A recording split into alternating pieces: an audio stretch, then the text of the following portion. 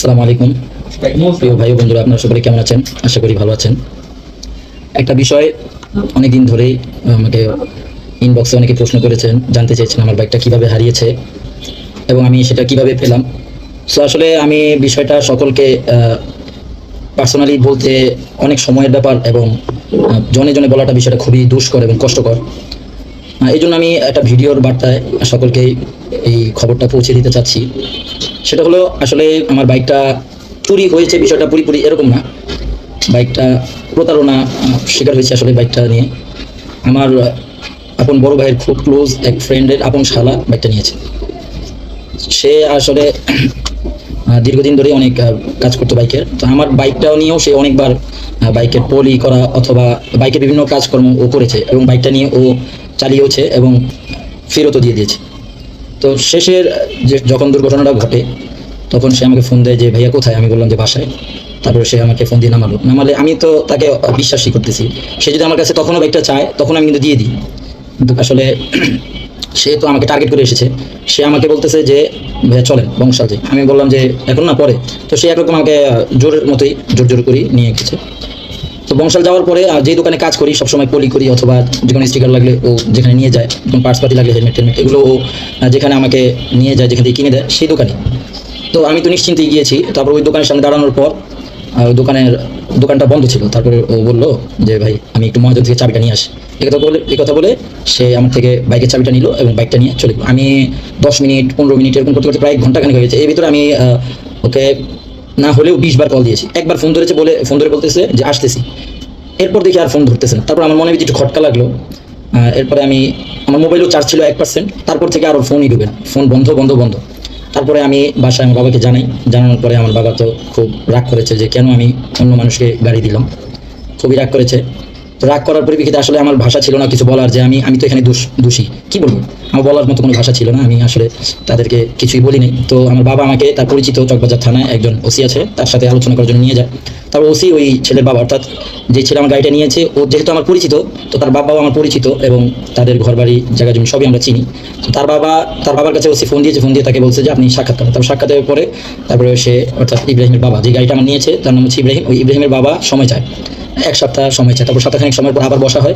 তারপর সে বলে যে না, এখন তো আমি তো ওকে পাইলাম না, তো আমি কীভাবে কী করবো। সে আরও সময় চায়। আমরা এর ভিতরে সম্পর্কের কারণে, যেহেতু ওই ইব্রাহিমের বাবা আমার বাবারও ভাই ব্রাদার, ছোটো ভাই ব্রাদার, আর আমার বড় ভাই আর ওই ইব্রাহিমের দুলা ভাই হচ্ছে খুব ক্লোজ ফ্রেন্ড। তো যার কারণে সম্পর্কের কারণে আসলে অনেক কিছু বাধ্যবাধকতা সৃষ্টি হয়ে যায়। আমরা অনেক জিডি মামলা করতে গিয়েও করতে পারিনি।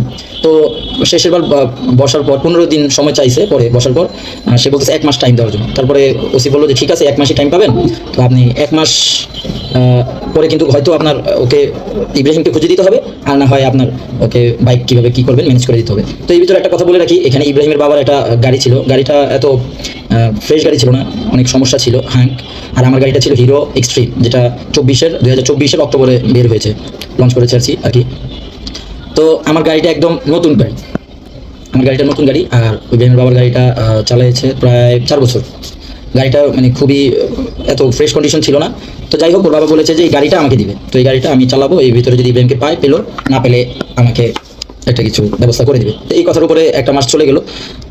তারপর ডেট ছিল, 1 মাসের ডেট ছিল এই যে মে মাসের 25 তারিখ। তো 25 তারিখে আমরা থানা যাওয়ার সময় তাকে ফোন দিই। তো ফোন দেওয়ার পরে সে বলতেছে যে ইব্রাহিমকে খুঁজতেছে এই সেই। তো তারপরে আমরা পরে গেলাম। তো থানায় যাওয়ার পরে ইব্রাহিমের বাবা ফোন দিয়ে বললো যে একটা নাম্বার সে কালেকশন করেছে, সেই নাম্বার, যার নাম্বার আমার গাড়িটা নাকি তার কাছে আছে। তো আমরা এটা ওসিকে জানানোর পর ওসি তো বিশ্বাস করতে চাইলো না। হয়তো ওসি ভেবেছে যে এটা মিথ্যা কথা, হয়তো বা তারা আরও কিছু সময় ওয়েস্ট করার জন্য তারা আমাকে উকিঝুঁকি বলতেছে। তারপরে আরও 2 দিন সে টাইম নেওয়ার পরের দিন আমাকে ওই নাম্বারটা দিল, বলছে যে 100% এটা শিওর নাম্বার, আপনি এটা নিয়ে ওসির সাথে আলাপ করেন। তারপর আমি ওসিকে দিয়ে আসার পরে এই ভিতরে আবার ওই যে আমার যে ভাইয়ের ফ্রেন্ড, ওনার সাথে যোগাযোগ হওয়ার পরে উনি বলতেছে যে ঠিক আছে, ওসির সাথে আলাপ করো। তারপর আমরা ওসির সাথে আলাপ করে সিডিআর এর জন্য নাম্বার দিয়ে আসি। তারপর ওসি ওদিক দিয়ে সিডিআর করার জন্য আবেদন করে ফেলে, আর আমরা এই দিক দিয়ে খুঁজতে থাকি। তারপর শাহিন ভাইও একটু খোঁজাখুঁজি করার পর তারপর ওই ছেলের সাথে দেখে যে শাহিন ভাইয়ের পরিচয় আছে। এক সময় শাহিন ভাইয়ের বন্ধু ছিল ছোটোবেলা। তারপরে কথাবার্তার মাধ্যমে শাহিন ভাই ওনার সাথে ওকে করেছে। তারপরে আমরা গেলাম, যাওয়ার পরে ওই আমার থেকে গাড়ির কাগজ দেখতে ছিল। তো গাড়ির কাগজ দেখানোর পরে উনি জিজ্ঞেস করলো যে গাড়িটা কেন দিল। আমি বললাম যে বিশ্বস্ত মানুষ, বন্ধু বান্ধব যে সম্পর্ক, তো এইভাবে দিতেই পারি। তো এই সম্পর্কের কারণে অনেক কিছু মানুষের হারাতে হয়। মূল উদ্দেশ্য হচ্ছে এটা যে বিশ্বাস করাটা আসলে দুনিয়ার মধ্যে অনেক কঠিন। এত বিশ্বস্ততা, তারপরেও সে আমার সাথে এরকম একটা কাজ করে ফেললো। তো যাই হোক, বাইকটা আমি কীভাবে পেলাম সেটা তো বললাম। তো শেষে আসলে বলে রাখি, এই ছেলেটা যার কাছে বাইকটা বিক্রি করে, সে তার কাছে এইভাবে বলে বিক্রি করে, সেও তার পরিচয় ইব্রাহিমে পরিচিত। তার কাছে বলে যে আমি 1,50,000 টাকা দিয়ে বাইকটা আপনার কাছে বিক্রি করলাম, আমার ফ্যামিলিতে যেহেতু ঝামেলা, আমি 2 মাস পর আপনাকে কাগজ দিব, আর 10,000 টাকা আমি পরে নিব, যখন আমি কাগজ দিব তখন নিব। তো এই কথা বলে তার থেকে নাকি 1,40,000 টাকা নিয়ে চলে যায়।